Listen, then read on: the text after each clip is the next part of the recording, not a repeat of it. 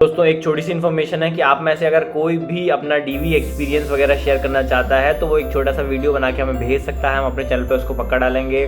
मुझे बहुत खुशी होगी अगर कुछ और क्लैरिटी कोई ला सके, कोई अच्छे से एक्सप्लेन कर सके चीज़ों को, तो आप में से you are most welcome.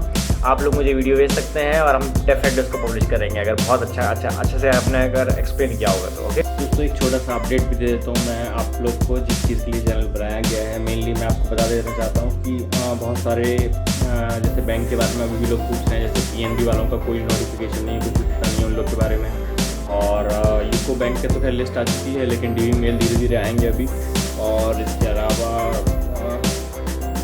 Canara bank, बहुत सारे कैनरा बैंक वाले भी वेट कर रहे हैं। तो एक फटाफट शॉर्ट में आपको क्रिस्पल क्लियर बता दूँ रीज़न कि मैं नहीं ला रहा हूँ वीडियोस, क्योंकि सबसे पहले कैनरा बैंक की बात करेंगे। कैनरा बैंक में अब समय लगेगा थोड़ा सा, बहुत सीरियस की बात है। मैं कुछ भी कर लूँ, आप कुछ भी कर लें, थोड़ा सा समय लेगा कैनरा बैंक, इतने जल्दी उनके DV नहीं होंगे। इसके अलावा अगर बात करें तो PNB का भी सेम हाल है। PNB बिल्कुल रिस्पॉन्ड मोड में नहीं है, उनके थोड़ा धीरे धीरे लेकिन वर्किंग स्टार्ट हो गई है। तो PNB से एक्सपेक्ट तो कर सकते हैं, लेकिन मुझे पर्सनली ऐसा लगता है, होने को कुछ भी हो सकता है, होने को जून में भी आ सकता है, लेकिन मुझे पर्सनली ऐसा लगता है कि जुलाई में ही थोड़े बहुत चांसेस रहेंगे। अभी जून में बहुत ऑलमोस्ट नील चांसेस है PNB कुछ पे आने के। ओके, तो बस यही अपडेट देनी थी। यूको बैंक के धीरे धीरे आने स्टार्ट हो जाएंगे, कोई इशू नहीं है यूको बैंक का, तो है ना। तो बस यूको बैंक भी थोड़ा सा धीरे धीरे लेगा, लेकिन उतना फास्ट तरीके से नहीं लेगा, स्लोली लेगा। ओके, तो आएगा सबका बिल्कुल। मैं सबको ऑल द बेस्ट विश करता हूँ और ब्लॉग को एंजॉय कीजिए। थैंक यू दोस्तों, नमस्कार। आप सबका बहुत बहुत स्वागत है आपके अपने चैनल पर। मैं हूँ अनुभव पटेल। आप लोग सोच रहे होंगे मैं इस तरह मतलब कहीं ना कहीं ख़राब से हेयर स्टाइल में क्यों खड़ा हूँ। अभी मैं जस्ट नहा के निकला हूँ और आज हम लोग मेरी सिस्टर के bank of India document verification के लिए जाने वाले हैं। तो इस वीडियो में हम आपको एक छोटी सी शॉर्ट सी जर्नी पर लेके चलेंगे कि कैसे क्या होता है। मुझे भी नहीं पता वहाँ पे क्या क्या अलाउ किया जाएगा, कितना शूट करने अलाउ किया जाएगा, पर डेफिनेटली अपन लोग देखेंगे कि क्या कैसा है वहाँ पे, क्या क्या होता है, मेडिकल कैसे होता है, डॉक्यूमेंट वेरिफिकेशन कैसे होता है, सब चीज़ पर ध्यान देंगे। ठीक है, तो बस ये लेट्स गो फॉर इट। तो वी आर ऑल सेट। तो ऑलरेडी क्या क्या डॉक्यूमेंट्स रखे हैं फटाफट बता दीजिए हमारे सब्सक्राइबर्स को।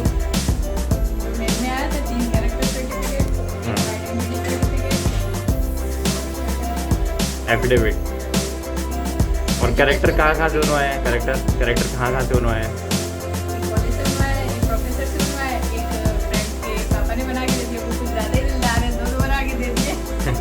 बैंक ऑफिसर का बात कर रही हैं वो बेसिकली, है ना। तो हम लोग ने ऐसे कैरेक्टर 3 बनवाए।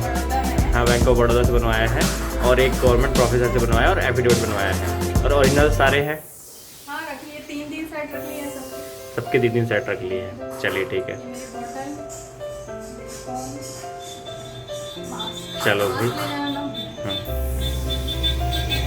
दोस्तों फाइनली हम लोग निकल रहे हैं। हाँ निकलो, हम लोग फाइनली निकल रहे हैं और जो भी जैसा भी होगा बिल्कुल आप लोग को अपडेटेड रखेंगे। We are all set.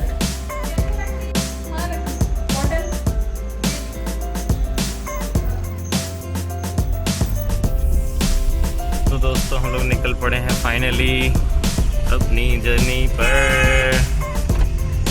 तो एक बहुत बड़ा दिन होता है कहीं ना कहीं किसी भी बैंकिंग एस्पिरेंट के लिए कि फाइनली आप प्री प्लस मेंस क्लियर करके, या और अगर PO हो तो इंटरव्यू भी क्लियर करके, फाइनली इतना दिन वेट करके DV के लिए, मास्क ऊपर पहनो, इतना दिन DV के लिए वेट करके आपका फाइनली DV डेट आती है एंड आप जाते हो। तो कहीं ना कहीं मैं जानता हूँ कि कितना ज़्यादा एक्साइटमेंट होता है। मेरे चैनल पे ज़्यादा सब्सक्राइबर्स पूछते हैं उनका कब आ रहा है। मुझे इतना एक्साइटमेंट होता है कि उनके लिए जल्दी से जल्दी डेट पता करके दूँ और उनका एक्साइटमेंट थोड़ा सा कम करूँ और थोड़ी उनकी खुशी, गुड न्यूज़ दूँ उन लोग को।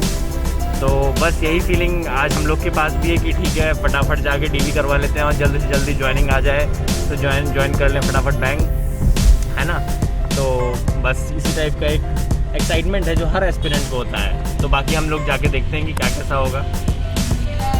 तो अगर bank of India clerk candidates की बात करें तो ज़्यादातर जोन्स में मेल आ चुके हैं कहीं ना कहीं मैं देख रहा हूँ, और कुछ जोन्स हैं जहाँ पे अभी भी मेल नहीं आए हैं। तो ठीक है, थोड़ा सा वेट कीजिए, धीरे धीरे आ जाएंगे। ज़्यादा वेट कराने किसी को भी नहीं देगा जोन, क्योंकि कहीं ना कहीं पीओ बैच भी लेनी है जोनल ऑफिसर्स को, तो उतना लेट नहीं करेगा। और पीओ कैंडिडेट्स को भी मैं बताना चाहूँगा कि उनके लिए भी जैसे ही क्लर्क का थोड़ा प्रोसेस आगे बढ़ता है, कहीं ना कहीं देखा जाए तो क्लर्क के प्रोसेस पर ही पीओ डिपेंडेंट है ना, क्योंकि सेम जोनल ऑफिस को ही करना है पीओ बैच को भी। तो आप लोग बिल्कुल निराश मत होइए, कहीं ना कहीं जल्द से जल्द आप लोग का भी लिस्ट आउट होगा बैंक ऑफ इंडिया वेबसाइट पर पीओ प्रोबेशनरी ऑफिसर्स के लिए भी, है ना। तो बिल्कुल आराम से थोड़ा पेशेंस रखिए। डॉक्यूमेंट्स वगैरह मैं कहूँगा कि थोड़ा वेट कीजिए, मेल का वेट कीजिए तभी बनवाइएगा, क्योंकि आपको निकल गया नहीं, वो तो भाग ही जाएगा। तो वही बात है कि आप लोग अभी से कैरेक्टर सर्टिफिकेट वगैरह और 10 तरह की चीज़ बनवाने के लिए मत भागिए, क्योंकि हो सकता है आपका जोन आपको अलग से ये चीज़ फॉर्मेट प्रोवाइड करे, तो फिर अगर आप बनवा लेंगे पहले से उसका कोई मीनिंग नहीं रह जाएगा। तो मेरा सजेशन आप लोग को ये है कि आप लोग अपने मेल का वेट कीजिए, उसमें जिस तरह का जो भी फॉर्मेट आता है उसी फॉर्मेट में अपने डॉक्यूमेंट्स बनवाइए, क्योंकि कम से कम 10 से 12 दिन 15 दिन तक का तो समय मिल ही जाता है आपके मेल आने से और डीवी डेट तक। तो बिल्कुल जैसे ही आपका आता है तब आप शुरुआत कीजिए, वो एक बेटर चॉइस है ना।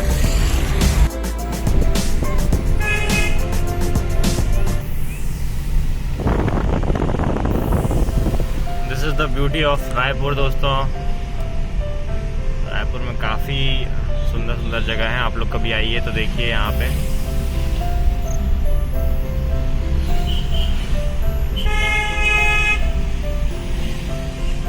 ये हमारा गार्डन है, सुंदर गार्डन है यहाँ पे, गार्डन नाम से फेमस है।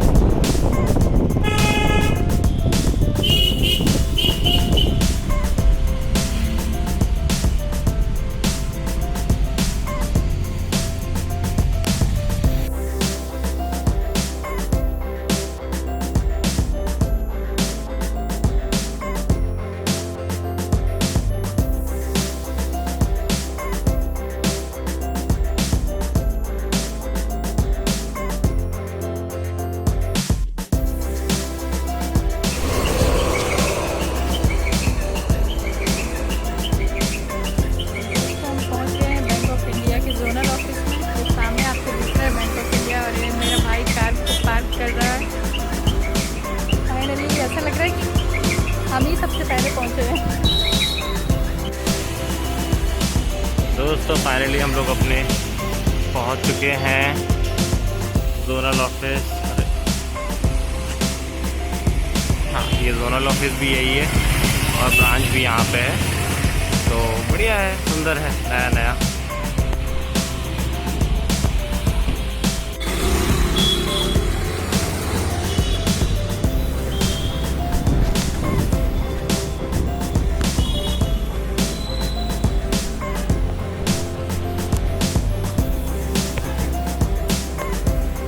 अभी बुलाया नहीं है क्या ऊपर?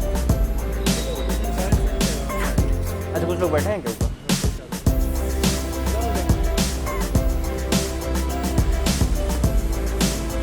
ये यहाँ का जोनल ऑफिस।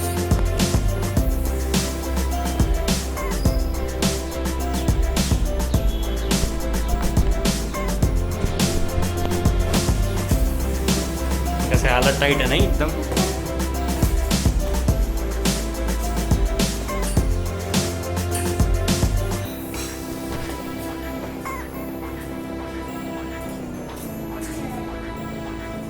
यहाँ तो बैठ जाओ ना, यहाँ तो बैठ सकते हो।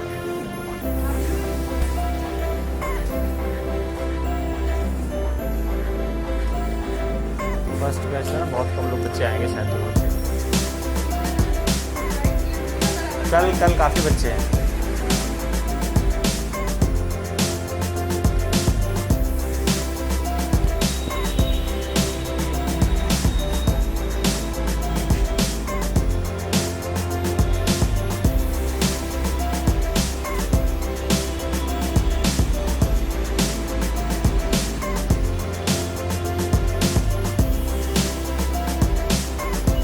हेलो दोस्तों, आपने वीडियो तो देख ही लिया होगा।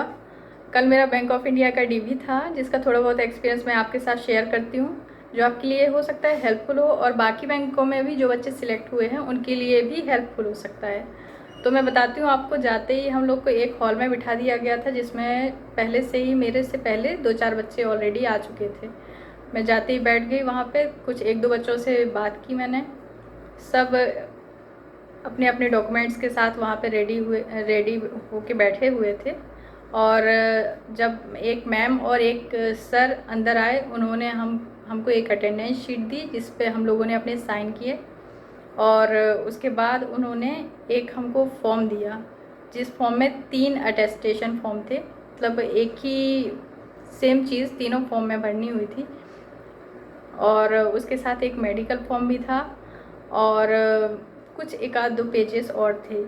तो उसको हम लोगों ने कम से कम 1-1.5 घंटा हम लोग को लग गया उसको भरने में, क्योंकि थोड़ा बहुत सोच समझ के आप भरिएगा, जल्दबाजी में कुछ गलत मत भर कुछ दीजिएगा। इंपॉर्टेंट चीज़ें तो नहीं थी जो बताने लायक हो? कुछ इम्पॉर्टेंट चीज़ें नहीं थी वैसे तो। आपका एजुकेशन, आपका एड्रेस, आपका नाम, फादर की डिटेल, मदर डिटेल, आपकी फैमिली की डिटेल, मतलब सिस्टर और ब्रदर की भी डिटेल आपसे मांग ली गई थी। और रेफरी रिपोर्ट भी उसी में थी। रेफरी रिपोर्ट ही तो होती है ना। थोड़ा सा उसके रेफरी डिटेल्स वगैरह। हाँ, रेफरी डिटेल उसी में था। तो उसमें आपको लिखना है रेफरी का नाम, address, email ID, phone number. Email ID और फ़ोन नंबर आप लोग बड़े ध्यान से रखिएगा, और एकदम साफ शब्दों में लिखिएगा, क्योंकि जितनी जल्दी रेफरी रिपोर्ट आपके पास आएगी, उतनी जल्दी उसकी ज्वाइनिंग। रेफरी किसको बना सकते हैं? रेफरी के लिए आपका बस फैमिली मेम्बर नहीं होना चाहिए, बाकी आपके पड़ोसी हो सकते हैं, ऐसा कोई रेपुटेड पर्सन जो जॉब में हो, उनको किसी को भी आप अपना रेफरी बना सकते हैं। तो रेफरी की आप उसमें सारी डिटेल भर दीजिए अच्छे से। और फ़ोटो पेस्ट करनी थी कई जगह, तो आप अपनी पासपोर्ट साइज़ फ़ोटोज़ भी लेके जाइए। 8 से 10 फ़ोटो लेके जाइए, मैं तो कहती हूँ, ताकि क्योंकि 4-5 जगह मुझे याद है, जहाँ तक 4 या 5 फ़ोटोज़ मेरी लगी थी वहाँ पे। तो फ़ोटोज़ भी लेके जाइए। और बाकी स्टेशनरी का तो सब सामान रख के ही ले जाइए, स्टेपलर, पेन, पेंसिल और ग्लू। और उसके बाद आपके जो फॉर्म भरने के बाद आपके डॉक्यूमेंट्स को रेडी होने के लिए बोला गया, जैसे 10th एजुकेशनल सर्टिफिकेट जो भी होते हैं आपके, बर्थ सर्टिफिकेट, 10th 12th, आपने जो भी ग्रेजुएशन किया है उसकी फ़ोटोकॉपीज़, और किसी का पीजी है तो उसकी भी डिटेल, उसकी भी फ़ोटोकॉपीज़ लगेंगी। आप सब लाइन से सेट करके रखिए। उसका 2 सेट लेके जाइए कम से कम। तो हो सकता है मेरा तो एक ही सेट लगा, लेकिन हो सकता है कहीं कहीं 2 सेट भी मांग सकते हैं आपसे। तो मेरा एक ही सेट लगा। उसकी ओरिजिनल जो भी मैंने कॉपीज़ दी हैं, उसके ओरिजिनल फॉर्म्स भी उसमें देखे गए थे, चेक किए थे, सर ने वेरीफाई किए थे। और कुछ स्पेशल था जो पहले से ना लिखा और मांग लिया वहाँ पे? हाँ, वहाँ पे एक चीज़ मैंने ध्यान दी कि मुझे डोमिसाइल लाने के लिए नहीं बोला गया था, लेकिन वहाँ पे मैम ने डोमिसाइल के लिए बोल दिया कि सबका डोमिसाइल लगेगा। हालांकि उन्होंने सबमिट की थी सिर्फ डोमिसाइल की फ़ोटोकॉपी, लेकिन वहाँ पे उन्होंने मेरा ओरिजिनल भी चेक किया था। मेरा नहीं, सबका ही ओरिजिनल चेक किया था। कई बच्चे लेकर नहीं लिखाओ, लेकिन try to get your domicile आप लोग लेके चले जाइएगा। हाँ, मैक्सिमम आप सारे ही डॉक्यूमेंट्स लेके जाइए जो भी आपके पास हैं। यहाँ पे ऐसा मत सोचिए कि ये शायद नहीं लगेगा, क्योंकि आपसे कुछ भी मांग सकते हैं वहाँ पे। तो पूरी तरह से प्रिपेयर होके जाइए। ऐसा मत सोचिए कि जो लिखा है वही सब लेकर जाएं। मेरे मेल में कुछ फॉर्म्स दिए थे, जैसे कैरेक्टर सर्टिफिकेट की मुझे 3 कॉपी बनाई थी, और उसका फॉर्मेट मुझे दिया हुआ था मेल में ऑलरेडी। तो मैंने बनवा लिया था। एक अपने कॉलेज से बनवा लिया था, एक प्रोफेसर से बनवा लिया था, और एक मेरे फ्रेंड के फादर बैंक ऑफ बड़ौदा में है, तो उन्होंने एक मेरे को बना के दे दिया था। तो 3 कैरेक्टर सर्टिफिकेट मेरे इस तरह से तैयार हो गए थे। और एक आइडेंटिटी सर्टिफिकेट था, उसको भी मैंने प्रोफेसर से बनवा लिया था उसको। और उसके बाद एक एफिडेविट भी था। दोस्तों, एक चीज़ मैं इसमें क्लियर करना चाहूँगा कि आपके अगर मेल में ये सब आए तभी आप ये सब प्रिपेयर किया कीजिए। कुछ लोग के में अगर मेल में जब तक आइडेंटिटी सर्टिफिकेट की डिमांड नहीं की गई है तो आपको ले जाने की ज़रूरत नहीं है। बाय चांस अगर आपको डिमांड है तभी आप उसको, अगर फॉर्मेट वहाँ से आया हुआ है तो आप वहीं का फॉर्मेट यूज़ कीजिए, और डिमांड है और फॉर्मेट नहीं दिया गया है तो उनसे एक बार फ़ोन करके पूछिए कि हम कोई दूसरा जनरल फॉर्मेट यूज़ कर सकते हैं क्या। अगर वो अलाउ करें तो आप मुझे तुरंत मैसेज कीजिए, मैं आपको तुरंत भेजूंगा। क्या होता है, कुछ बच्चे ऐसे हैं जिनकी चेकलिस्ट में ज़रूरत ही नहीं है, ना आइडेंटिटी सर्टिफिकेट की ज़रूरत थी, और मतलब हाँ कुछ चीज़ें हैं, एफिडेविट शायद कुछ लोग को मांगा है, कुछ लोग को नहीं मांगा है। तो आप अपनी चेकलिस्ट पर रिलाई ज़्यादा कीजिए, उसमें जो जो ज़रूरत है वो ही आप प्रिपेयर करवाइए, ना कि दूसरे जोन में क्या लगा है, इससे कोई मतलब नहीं है। आपके जोन के मेल में जो चेकलिस्ट में लिखा हुआ है वो बस आपको प्रिपेयर करना है। और इसके अलावा आप अपने IBPS का एप्लीकेशन प्रिंट लेके जाइए और स्कोर कार्ड लेके जाइए। जिनके पास स्कोर कार्ड नहीं है वो अपना एडमिट कार्ड का फ़ोटोकॉपी भी लेके जा सकते हैं। तो ऑप्शनल है, या तो स्कोर कार्ड ले जाइए या उसका एडमिट कार्ड लेके जा सकते हैं आप। और आपके जोन में मंगवाए तो ही मतलब एक बार चेकलिस्ट देख के, लेकिन हाँ ले जाना फिर भी ठीक है, सेफ्टी के लिए आप ले जा सकते हैं। उसके अलावा मैंने क्या क्या लिखा है,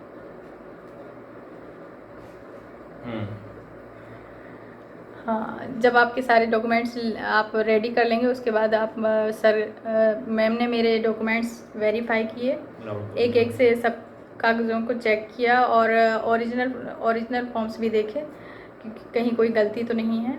वैसे मेरे सारे डॉक्यूमेंट्स सही थे, कहीं कोई गलती नहीं निकली मेरे में, और सारे डॉक्यूमेंट्स मैं लेके गई थी। तो कोई ऐसा डॉक्यूमेंट्स मुझे नहीं कहा गया कि आपका ये नहीं है या वो नहीं है। सब मुझे उतनी ज़्यादा परेशानी नहीं हुई वहाँ पे, क्योंकि मैं ऑलरेडी पूरी तरह से प्रिपेयर होकर गई थी। सारे डॉक्यूमेंट्स को मैंने ऑलरेडी सेट किया हुआ था, 10th के नीचे 12th, उसके बाद BCom के मेरे सारे मार्कशीट्स वगैरह, डिग्री और जो भी मैंने PGDC किया उसका सब चीज़ मैं लेके गई थी।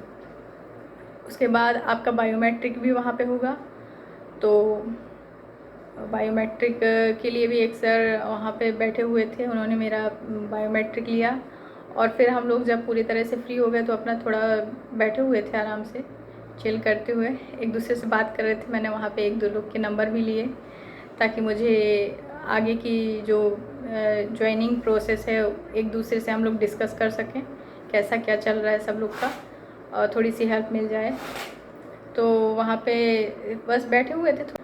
तो सारे डॉक्यूमेंट्स वेरीफाई और बायोमेट्रिक होने के बाद हम लोग को सबको एक ब्लैंक पेपर दिया गया जिस पर हम लोग को अपना रोल नंबर, नाम और उसके बाद प्रोसेस लिखना था। प्रोसेस में आप IBPS क्लर्क 10 या CWE क्लर्क 10 ये लिखते हैं। तो ये सब लिखने के बाद हम लोग को एक कुछ हिंदी में लिखने के लिए बोला गया, मैम बोलती जा रही थी और हम सब लिखते जा रहे थे हिंदी में। तो कुछ 5 से 10 लाइनें थी जो हम लोग ने हिंदी में लिखी। उसके बाद वो हमारा वो पेज भी सबमिट कर लिया गया, मैम ने ले लिया था, और उस पर बस अपनी सिग्नेचर करके आप अपने दे दीजिएगा पेज। उसके बाद हम लोग बैठे हुए थे। फिर उसके बाद हमारा मेडिकल का टाइम आया। मैम ने बोल दिया कि आपको उस मेडिकल जाना है, हॉस्पिटल का नाम बता दिया, और एक मेडिकल जो सर्टिफिकेट ऑलरेडी हमको प्रोवाइड किया गया था जिसकी डिटेल हम लोगों ने भरी हुई थी, उसको हम लोग को दे दिया गया कि आप ये पेज लेके वहाँ पे चले जाइए हॉस्पिटल। तो वहाँ पे आप लोग का मेडिकल होगा, और हम लोग से 1700 रुपये मंगाए थे मेडिकल के लिए, तो वो जाके हमको मेडिकल में ही देने थे, वहाँ पे हॉस्पिटल में ही देने थे। तो हम लोग अपने अपने पैसे लेके और मेडिकल सर्टिफिकेट लेके वहाँ पे चले गए।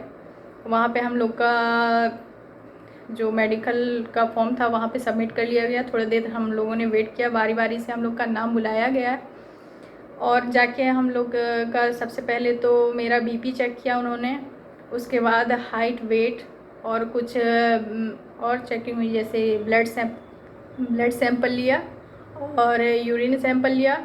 फिर हम लोग को बोल दिया गया कि आप वहीं और दूसरे हॉस्पिटल भेजा गया कि वहाँ पे हम लोग का एक्सरे होगा। तो वहाँ पे एक्सरे होने के बाद हम लोग को वापस एक्सरे की रिपोर्ट उसी हॉस्पिटल में, पहले वाले हॉस्पिटल में ले जाके सबमिट करनी थी। बस इतना ही था हमारा। उसके बाद हम लोग अपने घर आ गए। ओके, थैंक्स फॉर वॉचिंग दोस्तों। बहुत बहुत मतलब धन्यवाद आप लोग का कि आप लोग ने यहाँ तक चैनल को लाया। और किसी भी तरह की क्वेरी हो दोस्तों तो आप लोग फटाफट कमेंट सेक्शन में लिख दीजिए, और मैं तो अवेलेबल हुई।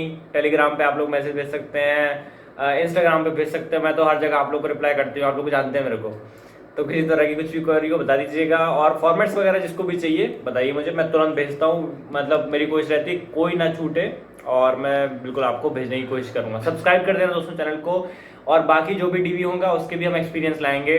तो बस फटाफट अगर कोई और हमारे चैनल पे अपना एक्सपीरियंस शेयर करना चाहता है तो भी मुझे वीडियो भेज सकता है। अगर ठीक ठाक वीडियो होगी तो बिल्कुल अपन लोग डालेंगे, दूसरों तक हेल्प पहुंचाने का अपन काम करते हैं।